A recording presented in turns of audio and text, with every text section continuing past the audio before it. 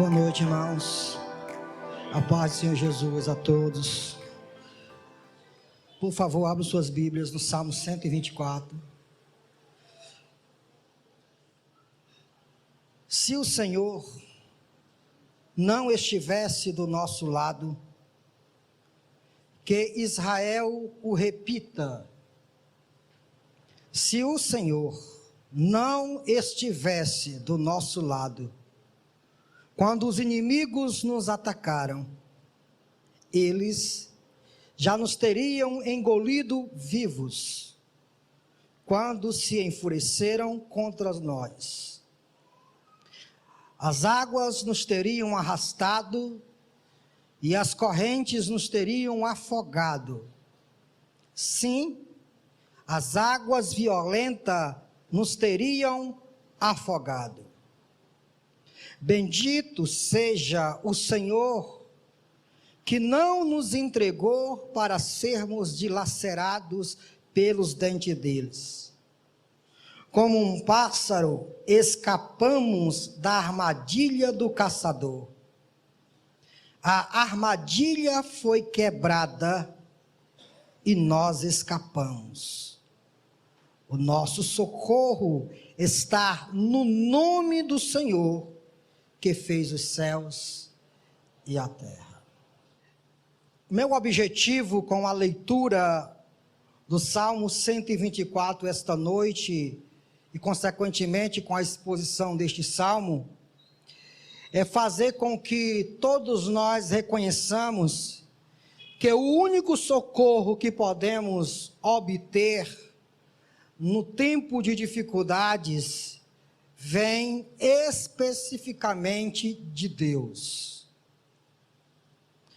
Infelizmente, nós insistimos às vezes em procurar socorro em lugares em que eles não estão.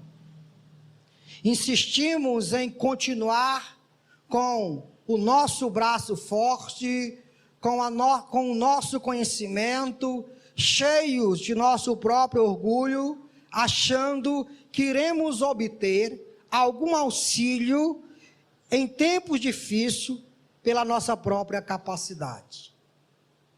Isso é um ledo engano, irmãos. Principalmente para a mentalidade de quem anda no caminho de Deus. Pensar, raciocinar dessa forma, de que forma? De que podemos alcançar sucesso e obter socorro e ajuda com nossa própria força. Esse tipo de raciocínio é lógico naqueles que não servem a Deus. Mas para aqueles indivíduos que uma vez entregaram-se a Cristo e têm a palavra de Deus como regra de fé para as suas vidas, esses indivíduos não raciocinam mais desta forma. Eis a razão porque os crentes diariamente estão prostrados aos pés de Deus, porque os crentes reconhecem que por si só não chegarão a nenhum lugar. Isso já foi iluminado na mente dele, isso já está claro para ele. Ele já está ciente de que nas lutas do dia a dia e nas grandes lutas que aparecem no decorrer da sua vida, o único socorro seguro que esse cristão terá vem de Deus. Por isso que ele está prostrado diante dos pés do Senhor. Então, o meu objetivo é fazer com que, ao término dessa exposição, se ainda resta alguma dúvida em nós, em procurar auxílio de Deus, que não reste mais. Saiamos daqui inteiramente convicto de que iremos, a partir de agora, buscar a ajuda que vem do Senhor. Para os problemas do lar, a ajuda vem do Senhor. Para os problemas físicos, a ajuda vem do Senhor. Para os problemas financeiros, a ajuda vem do Senhor. Para libertação do perigo, a ajuda vem do Senhor. Esse é meu objetivo. E tomara que eu encontre êxito nesse objetivo. Porque se eu encontrar êxito nesse objetivo, ao chegarmos à conclusão de que nossa ajuda vem unicamente do Senhor, nós nos prostraremos diante dele em profunda adoração. Não nos apresentaremos mais nos cultos e ficaremos de boca fechada. Não viveremos mais um dia inteiro composto por 24 horas sem louvá-lo, sem bendizê-lo, sem adorá-lo. Então, tomara a Deus que saiamos daqui cientes de que alguém que está convicto de que seu socorro vem do Senhor é alguém que está em profunda adoração diante da presença dele. Este é o ensino desse salmo e eu pretendo clarear melhor esse ensino esta noite. Há um debate entre os teólogos e os comentaristas bíblicos a respeito de que em que momento da história este salmo foi escrito. Que foi escrito por Davi, ninguém tem dúvida. Este é um salmo davídico, escrito pelo rei Davi. Porém, em que momento este salmo foi escrito?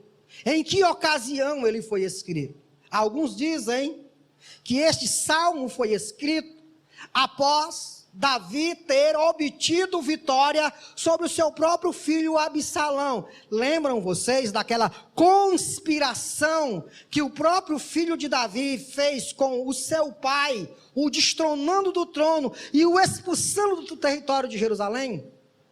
Depois, Davi retorna para Jerusalém como um rei vitorioso, e então Absalão é morto. Alguém diz que este salmo foi composto por essa ocasião. Outros dizem que, na verdade, Davi está fazendo uma síntese de todas as vitórias que Deus já havia dado a Israel, e nessa síntese escreve este salmo. De um jeito ou de outro, o salmo reflete um momento em que o povo estava vivendo um momento difícil e Deus os livra. Depois, o salmo descreve o momento em que o salmista reconhece que sua confiança deve estar no Senhor.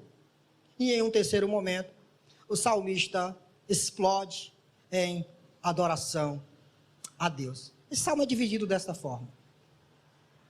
Eu quero meditar com os irmãos nas figuras em que o salmista Davi põe neste salmo para expressar a natureza dos inimigos do povo de Deus.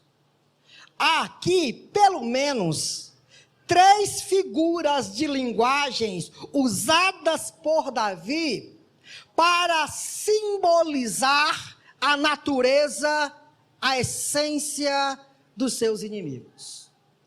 A primeira figura de linguagem está no versículo 3, parte A.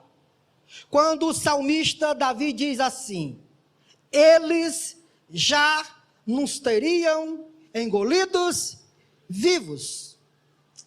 Imaginem comigo que Davi está criando uma cena de um animal que engole a sua presa, de um animal tão grande que não há necessidade deste animal triturar sua presa. Sua boca é tão grande, tão imensa, que de um gole ele bota a sua presa para dentro. Vocês já viram Jonas sendo engolido pelo peixe? Você não imagina uma piaba engolindo Jonas, imagina? Não, né? Um cará engolindo Jonas. Não, né? Você imagina um grande? Por isso que os outros falam de baleia, né? Porque a baleia é grande. Mas o texto não fala de baleia. O texto fala de um enorme peixe. Para engolir um homem, precisa ter uma boca enorme. Então essa é a primeira figura que Davi utiliza para expressar a natureza dos seus inimigos. A ideia do salmista é dizer que seus inimigos são tão grandes que não precisam estar perdendo tempo na hora de destruir o povo de Deus. Essa é a primeira característica dos inimigos do povo de Deus. Essa é o primeiro símbolo, a primeira figura de linguagem que Davi traz para a gente entender, basicamente, de que situação terrível Davi está dizendo. Davi está se colocando como pequeno e seus inimigos como grande. Tão pequeno que é capaz de ser engolido. E seus inimigos tão grandes que é capaz de os engolir. Olha só. Aqui nós já vemos uma ideia de humildade. Nós somos pequenos. Nossos inimigos são terríveis. Nós somos pequenos. Nossos problemas são grandes. Guarde isso na sua mente. Até a segunda figura que Davi utiliza para expressar a natureza dos seus inimigos é uma enchente destruidora. Vejam os versículos 4 e o versículo 5. As águas nos teriam arrastado e as torrentes nos teriam afogado. Sim, as águas violentas nos teriam afogado. Enquanto que na primeira figura de linguagem, Davi revela que os seus inimigos são grandes. Na segunda, Davi revela que seus inimigos são terrivelmente destruidores. Tão destruidores que por onde eles passam, sai levando absolutamente tudo. E talvez essa figura de linguagem, nós brasileiros, nesses dias, podemos ter uma noção. Não no Ceará, mas quem não ouviu falar das enchentes que agora está varrendo o Rio Grande do Sul? As torrentes levando absolutamente tudo. Quem está desconhecendo esses episódios no nosso Brasil, lá na região sul do nosso Brasil? Se você abre o seu aparelho de televisão, você vê as tragédias ali. Veio de onde? Torrentes de água. As águas se desembocando nas cidades e cidades inteiras sendo engolidas, devastadas. Casas, monumentos, estádios inteiros sendo invadidos por água. Não param. As barreiras não impedem que essas águas destruam os seus locais. Casas inteiras desmoronando. Não apenas pobres, mas também ricos. Está aí um momento em que ricos e pobres estão sofrendo o mesmo dilema. As águas não respeitam ninguém. Meu pai dizia: meu filho, não se brinca com água, né? Não se brinca com o mar, não se brinca com o rio. Rio não tem cabelo para se segurar. Mar não tem cabelo para se segurar. Quando a torrente leva, todos nós sabemos o que é uma corrente de água. Todos nós conhecemos as indicações dos salva-vidas que dizem: se você vai para a praia, evitem a corrente de ar. Porque se você for pego por ela, dificilmente você sairá vivo. Então, preste atenção na ideia que o salmista está querendo trazer para os seus leitores. Ele está dizendo que a natureza dos seus inimigos é de uma natureza tão grande, tão enorme, que seus inimigos são capazes de engoli-los vivos. A natureza de seus inimigos é tão destruidora que quando se abate sobre o povo de Deus, não resta absolutamente nada. Seus inimigos são tão destruidores que quando resolve abater sobre quem quer que seja, destrói tudo. Nada pode detê-los. Essa é a natureza dos inimigos do povo de Deus. Mas não são só duas. Eu disse que no mínimo 3. A terceira figura de linguagem que o salmista Davi utiliza para expressar a natureza dos inimigos do povo de Deus é um hábil caçador. Olha o que diz os versículos 7. Versículo 7. Como um pássaro escapamos da armadilha do caçador. A armadilha foi quebrada e nós escapamos. Vejam que os inimigos não são apenas grandes e não são apenas destruidores. Se nós tivermos que lidar com inimigos que são grandes e destruidores, mas são burros, dá para lidar com eles. Mas se tivermos que lidar com inimigos que são grandes, destruidores e inteligentes, aí o bicho piora. Aí o negócio complica. Se for um inimigo estrategista, habilidoso na arte da guerra, que já leu todos os livros da arte da guerra, né? Que sabe exatamente onde atacar, que momento atacar, que consegue articular estratégia suficiente para levar as suas presas para a perdição. Não é apenas grandes, não são apenas grandes, não são apenas destruidores, mas são inteligentes ao ponto de serem chamados de hábil caçador. Armadilhas. O que o caçador faz, irmãos? Ele prepara armadilhas para prender as suas presas. É isso que um caçador faz. Um caçador não fica em casa esperando que a caça chegue dentro da casa dele. Ele sabe onde a presa vai passar, em que momento vai passar, e lá naquele lugar ele coloca a sua armadilha, toda preparadinha. É como um caçador de peixe, que coloca uma minhoquinha no anzol, e o pobrezinho do peixe acha que vai se dar bem engolindo a minhoca. Mas ele vai ser fisgado para fora da água, com toda a força, e ele vai ser jogado numa panela, e vai se extinguir. Isso é o que o caçador faz com suas presas. Por que eu estou falando isso? Porque, meus queridos irmãos, nós precisamos urgentemente entender essa perspectiva que Davi está colocando aqui. A razão de sermos tão negligentes se dá unicamente porque achamos que podemos brincar e não podemos. A Bíblia apresenta a nós 3 inimigos, uma tríade infernal chamada o mundo com o sistema, a carne, que é a nossa natureza pecaminosa, e o diabo.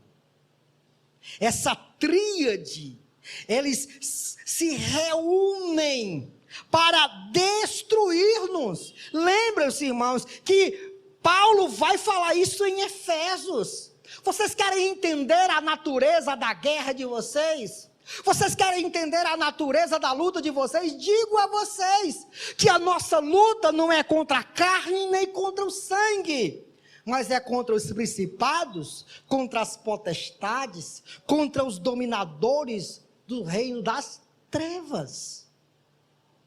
E quando nós achamos que esses inimigos são menores do que nós, são incapazes de nos destruir, e não são tão inteligentes ao ponto de nos enredar, nós levamos a vida como brincadeira. Nós achamos que podemos alcançar sucesso com nossa própria força. Por isso é urgente, muito urgente, você ter uma perspectiva mais bíblica de que você é pequeno. Sabe Esqueça de ouvir coach, de dizer, você é o cara. Essa não é a teologia bíblica. A teologia bíblica se abre os salmos, e o que os salmistas dizem é, eu sou verme, eu sou fraco, eu sou pobre e necessitado. Quem é o homem para que deles o Senhor se lembre? Quando a gente tem uma real perspectiva a nosso respeito, e uma real perspectiva a respeito de nossos inimigos, rapidamente a gente fica com temor. E é disso que o salmista está trabalhando, colocando a natureza de seus inimigos e a própria natureza deles.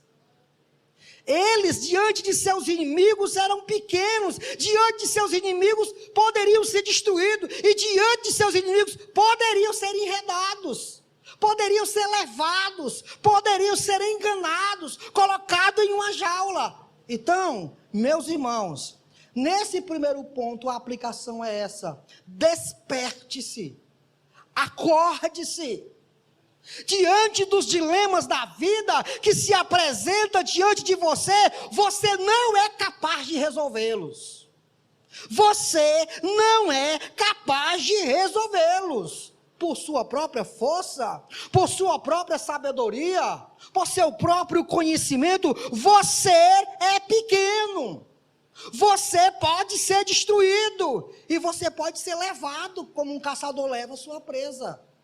Então, acorde-se, acorde-se.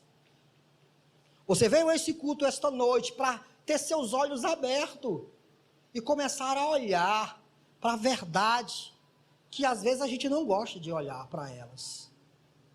Olhe hoje e diga: Senhor, eu preciso ter meus olhos abertos, e eu preciso ver que se eu não tomar cuidado, eu serei derrotado. Meus inimigos são grandes demais para mim. Meus inimigos são como uma torrente, como uma enchente destruidora que chega à minha casa, que chega à minha vida. Meus inimigos são como um hábil caçador que vai me desdobrando, vai me enganando, e como um animal dócil eu vou sendo levado. Então, Senhor, me ajuda, Senhor, me ajuda, venha ao meu socorro, venha ao meu auxílio, ajuda-me a entender essa natureza dos meus inimigos, e vence essas batalhas por mim, Senhor. Faz com que o meu braço seja o teu braço, e então eu tenha vitória, que não vem com o meu braço, mas que vem com o teu braço. Se você está achando que está com um casamento tão legal, e tá porque você é inteligente, acho que você já caiu há muito tempo. Acho que seus olhos estão fechados para realidades que você sequer entende. Mas percebam que, da continuidade do texto, do Salmo 124, o salmista não quer apontar apenas para a natureza dos seus inimigos, mas o salmista quer dizer que, apesar de seus inimigos serem grandes, apesar de seus inimigos serem destruidores, de seus inimigos serem extremamente estrategistas, Deus está do lado do seu povo. Irmãos, essa é a melhor notícia que alguém que teve seus olhos abertos para enxergar a natureza dos seus inimigos pode ter. Até agora eu disse que você é pequeno, até agora eu disse que você não consegue, até agora eu disse que você é fácil de ser enganado. Logo, a gente fica com medo, mas esse medo deve dar lugar a outra coisa. Que coisa? Deve dar lugar à ideia de que Deus está com você. Irmãos, é isso que faz toda a diferença. A gente vai ler aqui algumas figurazinhas que o salmista coloca. Olha o que diz. Como que o salmista começa o salmo? Versículo 1, e a gente pula para o versículo 3.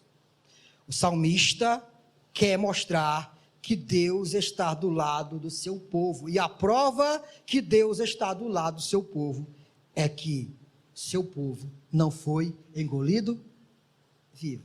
Vamos ler o Salmo 1. Se o Senhor não estivesse do nosso lado, agora você leia o versículo 3.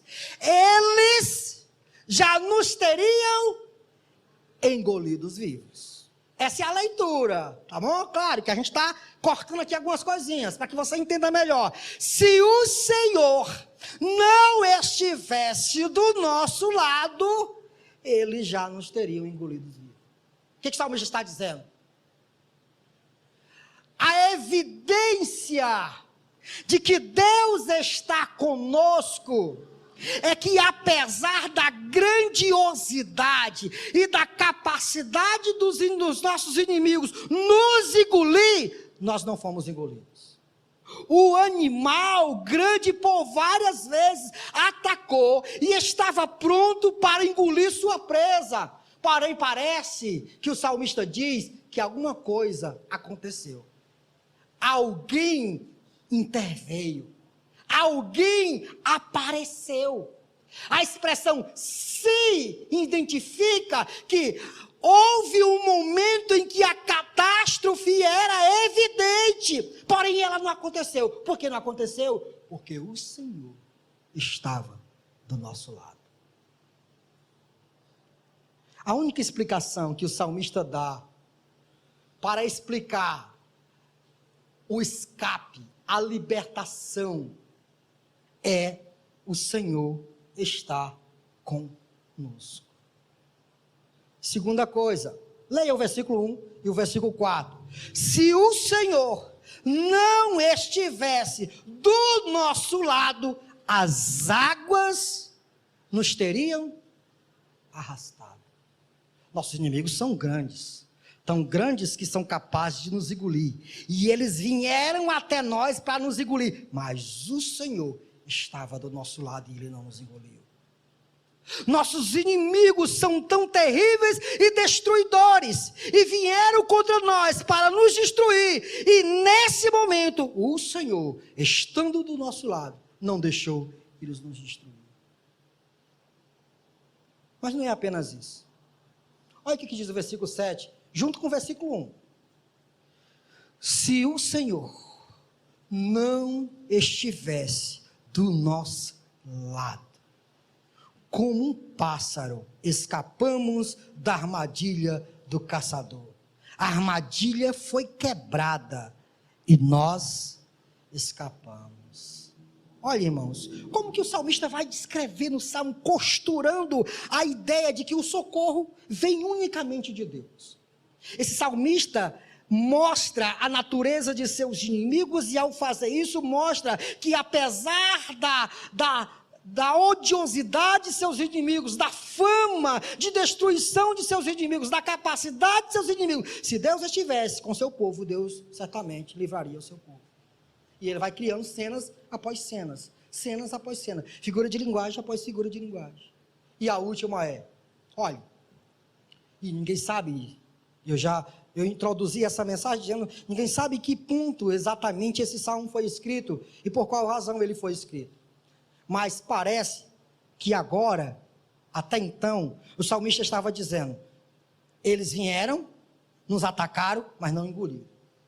O outro, as águas vieram a ponto de nos arrastar, mas não nos arrastou. Só que o versículo 7 diz, ele apresenta uma cena um pouco diferente. Ele apresenta uma cena em que a presa, caminhando em mata, é tomada por uma armadilha. Foi presa. Não houve escape da armadilha. Não houve escape da enchente. Não houve escape da grandiosidade de seus inimigos. Aqui, parece que os inimigos já haviam atacado. E aí, talvez agora ganha força a ideia de que foi na época de Absalão, porque de fato Absalão destronou Davi. E levou Davi para distante de Jerusalém. Talvez ganhe mais força a evidência de que esse salmo foi escrito depois lá do episódio acontecendo com o filho de Davi.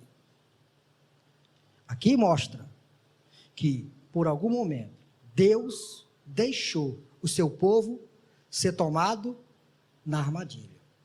Porque o Salmo, o versículo de número 7, como um pássaro escapamos da armadilha. A armadilha foi quebrada. Imagina alguém chegando, sabe, como é que é aquele negócio que pega o pé da presa, irmão? Como é? Tá. Armadilha, né? Armadilha de urso, né? Alguém foi lá, abriu a armadilha, a presa escapou, e quem abriu a armadilha, quebrou a armadilha. Não livrou apenas a presa, mas livrou e quebrou definitivamente a armadilha. Vocês estão entendendo um pouquinho? Tem tantas vezes, eu poderia ir para tanto lugar aqui com isso, irmãos. Mas como o tema da mensagem é o socorro vem do Senhor, vamos se ater aqui. Meus irmãos, é tolice nós acharmos que somos espertos na resolução dos nossos problemas. A evidência de que você está vivo, aliás, você só está vivo porque Deus está do seu lado. Você só tem o que tem porque Deus está do seu lado. Tudo que você possui, só possui porque Deus é gracioso. Porque Deus deu a você. Sabe essa BMW e Ferrari que você tem? Tem uns 10 crentes aqui da igreja que tem BMW e Ferrari. Sabe que você só tem porque Deus deu a você. Sabe essa bicicletinha que te carrega para um lado e para o outro? Você só tem porque Deus deu a você. Essa casa, Deus deu a você. Sabe, você já está chegando às 8 horas. Isso significa que desde que o dia começou, às 6 horas, nós já estamos com quase 14 horas. Você só está vivo nessas 14 horas porque Deus, graciosamente, abençoou você. O marido, só o filé que está do seu lado, servo de Deus, companheiro da vida, só ainda está com você, não é porque você é tão legal, não é porque você é a melhor mulher do mundo, ou ao contrário, né? Sabe, irmão, essa mulher só está do seu lado ainda, não é porque você é o melhor homem do mundo, que se você não existisse, essa mulher não ficaria mais com ninguém, coitado. Não é por causa disso. Você é verme. Não, pastor. Você é verme. Você veio do pó. E para o pó voltará. Você não é ninguém. Por isso, não há lugar para a soberba. Não há lugar para o orgulho. Não há lugar para a arrogância, só há lugar para a humildade. Diante dessa realidade bíblica, só há lugar para a humildade. E quando a humildade chega rapidamente, nós corremos para os pés daquele que tudo pode. Ora, eu não sou, eu não tenho, mas conheço alguém que tem. E se ele estiver do meu lado, se ele estiver do meu lado, aí eu explodirei, como disse Paulo. Se Deus é por nós, quem será contra nós? Se Deus está do seu lado, meu irmão, você não precisa temer. Levanta a cabeça, continua a caminhada, continua firme, porque o que importa nessa vida é Deus estar do seu lado. A única coisa que de fato importa durante todos os anos que a gente vive é Deus estar do nosso lado. É para isso que nós nos apresentamos no culto, é por causa disso que nós nos apresentamos neste lugar, para agradecer a Ele, porque Ele está do nosso lado. Eu não sei se você sai de sua casa, na iminência de vir para o culto e diz: Senhor, eu quero chegar lá e quero cultuar ao Senhor, porque olha Deus, como foi minha segunda, eu só sobrevivi por tua causa. Olha como foi minha terça, eu só sobrevivi por tua causa. Como foi quarta, só por tua causa, Senhor. Foi o Senhor que esteve comigo, não foi minha sabedoria, não foi minha inteligência, não foi porque eu sou hábil no trânsito, foi por tua causa, Senhor, que eu estou aqui. Então eu vou te louvar. Aliás, esse é outro ponto, né, que eu vou pregar já já. Vocês estão percebendo o que o salmista quer dizer? Ele mostra a natureza dos seus inimigos, e depois ele revela que mesmo seus inimigos, sendo quem são, o salmista não vai temer, porque Deus tem dado provas de que está do seu lado. Você precisa de mais prova que Deus está do seu lado? A gente é tão bobo, irmãos, a gente é tão bobo, que a gente fica: oh Deus, prova aí que tu está do meu lado. Senhor, olha, eu estou sofrendo, prova aí que tu está do meu lado. Oh, meu irmão, oh, pelo amor de Deus, deixa de ser besta. Deixa de ser besta. Nas palavras do apóstolo Paulo, ele diz em Romanos capítulo 5, porque Deus prova o seu amor por nós, entregando o seu próprio Filho por nós. Se Ele entregou o seu próprio Filho por nós, como não nos dará com Ele juntamente todas as coisas? Meu irmão, olha isso aqui, meu querido.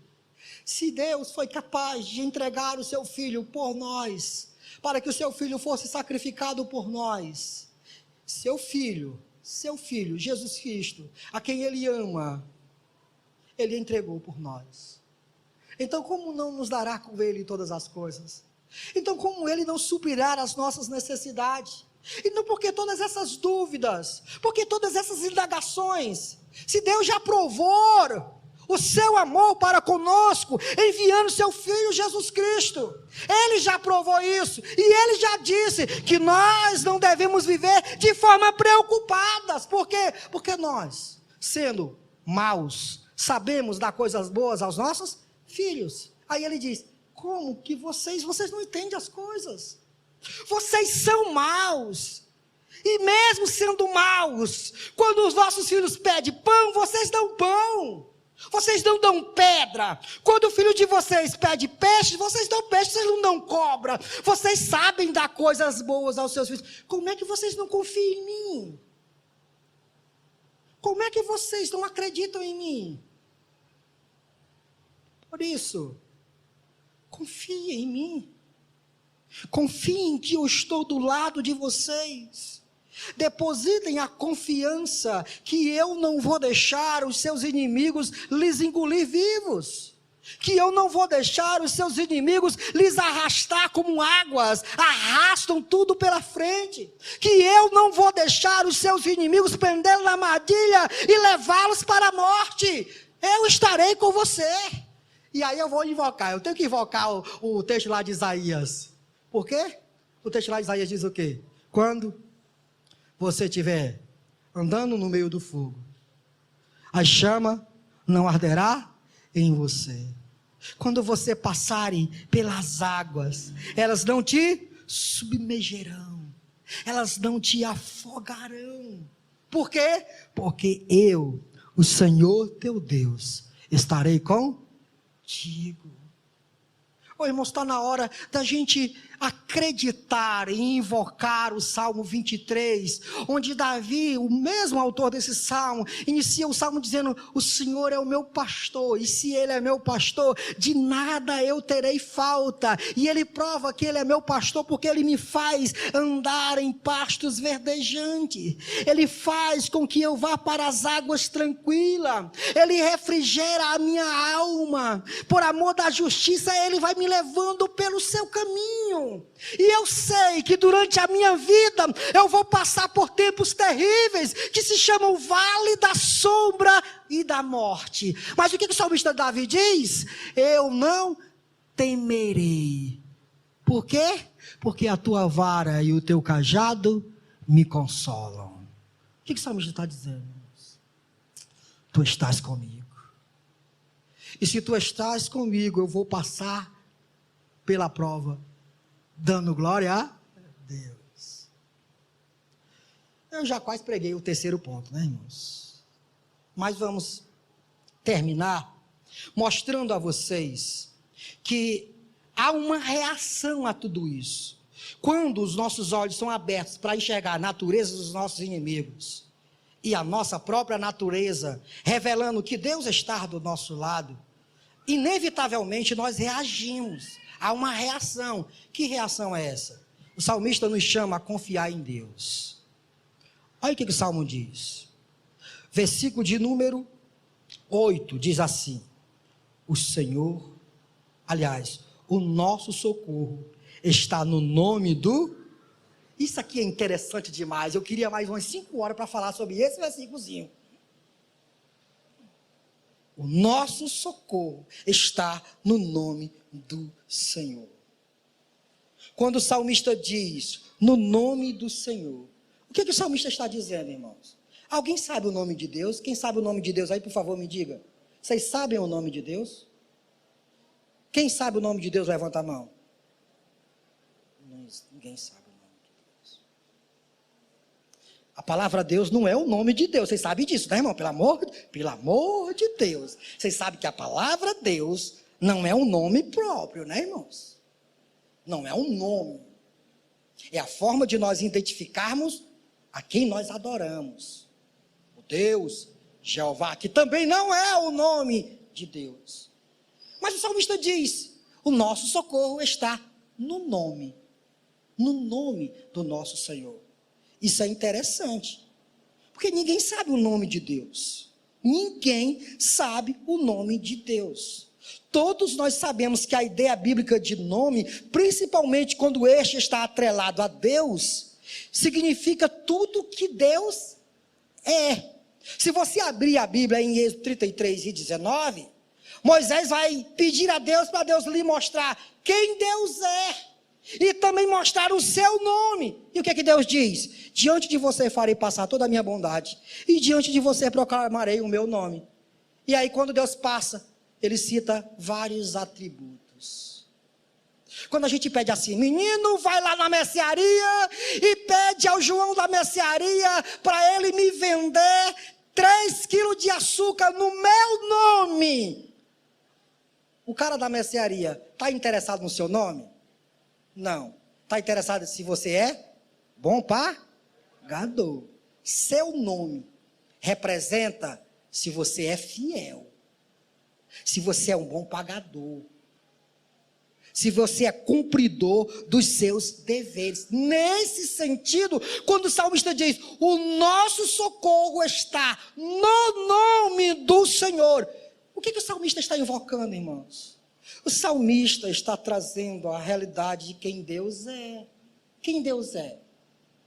Quem Deus é, irmão? Vamos lá. Deus é amor. Deus é fiel. Deus é misericordioso. Deus é longânimo. Deus é paciente. Deus é santo. Deus é justo. Deus é reto. E eu poderia dizer aqui uma série de outras coisas. Isso é quem Deus é. Se você quer falar de Deus, fale de quem Deus é. Deus é amor. Deus é santo. Deus é justo. Nisso nós iremos pôr a nossa confiança. Quando ele se revelou ao seu povo, se revelou como fiel, e ele disse na sua aliança, que se nós confiássemos nele, ele iria nos livrar. Então nosso socorro está no nome dele. Meu irmão, quando a gente enche, é por isso que eu acho que vocês se cansam de ouvir eu dizer aqui na igreja: irmãos, por favor, passem o dia meditando em que Deus é. Abandone a televisão, abandone essas coisas e comece a raciocinar em quem Deus é. Traga à sua mente quem Deus é. Encha sua mente da misericórdia de Deus, do amor de Deus, da bondade de Deus, da justiça de Deus, da fidelidade de Deus, da santidade de Deus. Encha sua mente e seu coração dessas coisas. Quando o seu coração estiver cheio disso, aí se cumprirá o que a Bíblia diz, que a boca fala do que o coração está. É por isso que você não chega na igreja e começa a louvar ele. A razão é essa. Porque a reação natural de quem enche seu coração daquilo que Deus é, está no versículo 6 do capítulo 124. Bendito seja o Senhor. O que o salmista está fazendo, irmãos? O salmista está adorando a Deus. A reação natural de quem tem seus olhos abertos para enxergar a natureza de seus inimigos, a natureza dele mesmo e a realidade que Deus está com ele, reage, inevitavelmente reage em adoração a ele. Adora a Deus. Adora quando se acorda. Quando eu me acordo chateado. Foi dormir com... Não, é porque o senhor não conhece o meu temperamento, que isso, assim, não sei o quê, que não sei o quê, não sei o que mais lá, eu me acordo assim, não sei o quê, não sei o quê, a justificativa é mais não sei o quê.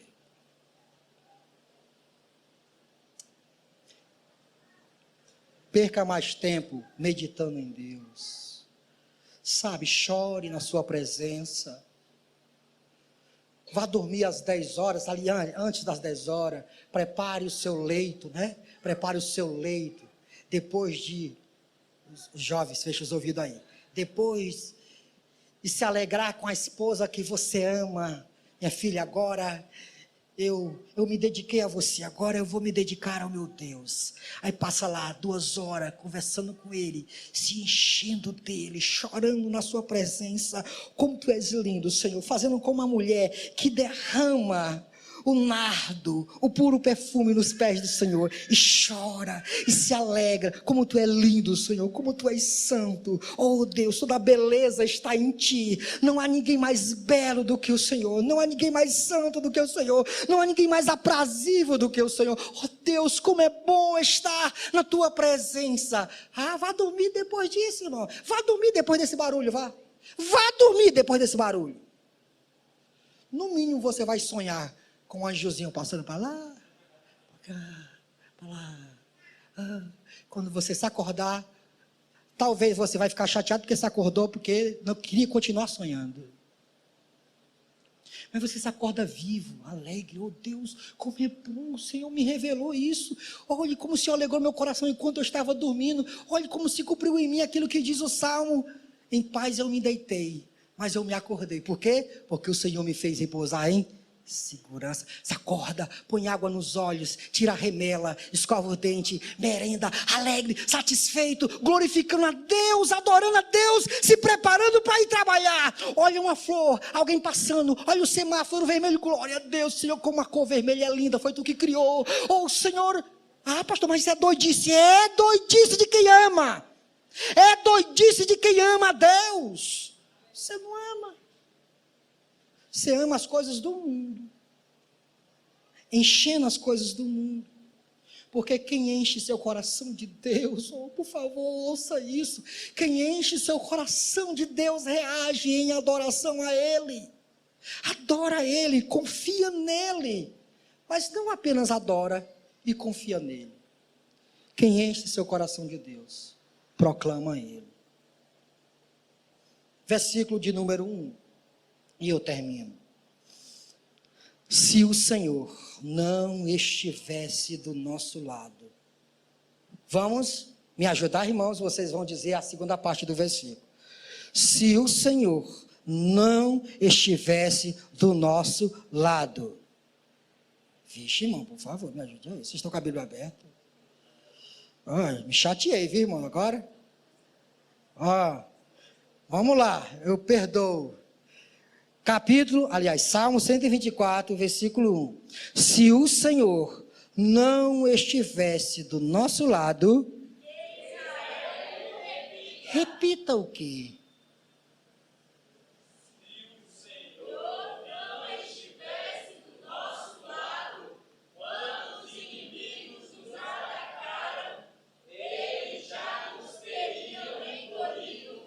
Continua.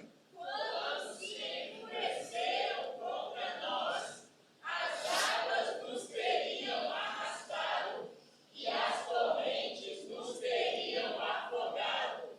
Sim, as águas violentas nos teriam afogado.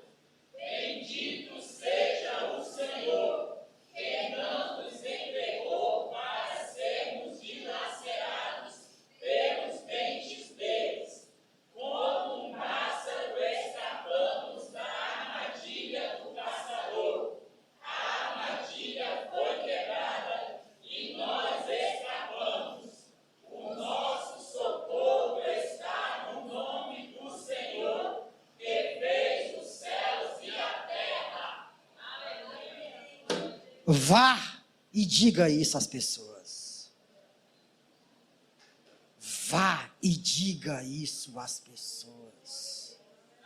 Abra sua boca e proclame quem Deus é. Diga a elas que Deus livrou você. Diga a ela que Deus tirou você de um charco de lodo, colocou seus pés numa rocha firme e colocou em seus lábios um cântico novo, um hino de adoração a Deus. Conduza as pessoas a conhecerem o seu Deus. Se o Senhor não estivesse do nosso lado, que a igreja bíblica querigma repita. Repita o quê? Repita tudo isso. Sabe, você que tem sua esposa do seu lado, proclame para ela quem Deus é. Diga para ela como Deus tem sido fiel a você. Diga para ele, você irmã, como Deus tem sido bondoso para você. Reúna seus filhos ao redor da mesa. Mostra a eles a bondade, a misericórdia, o amor, a justiça, a santidade de Deus. Revele como Deus tem iluminado sua mente para ser um melhor homem, para ser uma melhor mulher, para ser um melhor jovem, um melhor filho, um melhor trabalhador. Diga para as pessoas que não são seus méritos, não é o seu trabalho, não é a sua inteligência, é Ele em você. É Ele que está trabalhando em você. Eu espero que você tenha entendido o objetivo do salmo. Reconheça que seu socorro vem unicamente de Deus. E ao reconhecer, adore Ele.